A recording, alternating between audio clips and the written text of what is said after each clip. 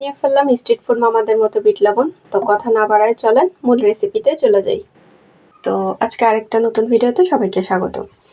আজকে বানাবো হচ্ছে বিট লবণ। তো সেই লবণটাই বানাবো। তো আমার যা যা উপকরণ লাগবে আমি সব গুছাই নিচ্ছি। এইখানে কি কি মশলা আছে সেটা আমি বলে দিই। এটা হচ্ছে সাদা লবণ, লাল মরিচের গুঁড়া, এটা হচ্ছে জিরার গুঁড়া, চিলি ফ্লেক্স, আর হচ্ছে ধনিয়ার গুঁড়া। তো আমার এই এতটুকুতেই হয়ে যাবে ব্যাস। তো চলেন।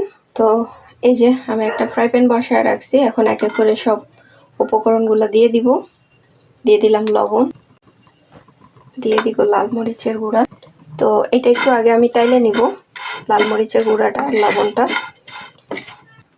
তো এই যে আমি লবণ আর হচ্ছে লাল মরিচের গুঁড়াটা একটু টাইলে নিলাম। এখন বাকি উপকরণগুলো দিয়ে দিব। এখন দিয়ে দিব জিরার গুঁড়া, এটা দিয়েও একটু টাইলে নিব।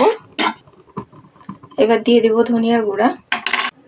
তো সবার লাস্টে দিয়ে দিব চিলি ফ্লেক্সটা। এবার এটা দিয়েও কিছুক্ষণ নাড়াচাড়া করে টেলে নেব। তো এই মশলাটা হচ্ছে এক এক মামারা এক এক ধরনের ব্যবহার করে। তো আমি এক মামার কাছ থেকে আর কি শুনছি, কদবেল মাখানো, উনি হচ্ছে এই মশলাগুলো ব্যবহার করে। তো মাখানো এই লবণটা তো আমাদের কম বেশি সবারই অনেক পছন্দ। তো আমি ভাবলাম বাসার জন্য যখন বানাচ্ছি আপনাদের সাথে শেয়ার করি, আশা করি আপনাদেরও ভালো লাগবে।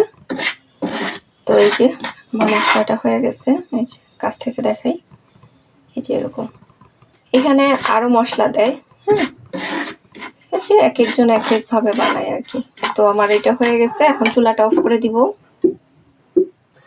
তো এই যে আমার বিট লবণটা হয়ে গেছে, কাছ থেকে দেখাই, সুন্দর একটা বিট লবণ। এটা দিয়ে যে কোনো মাখা খাইতে অনেক ভালো লাগবে। তো আশা করি আমার রেসিপিগুলো আপনাদের ভালো লাগবে। যদি ভালো লাগে তাহলে আমার সার্থকতা। আর আপনাদের কাছে অনুরোধ রইল আমার চ্যানেলটা সাবস্ক্রাইব করার জন্য। আজকের মতো এখানে বিদায়। আল্লাহ হাফেজ।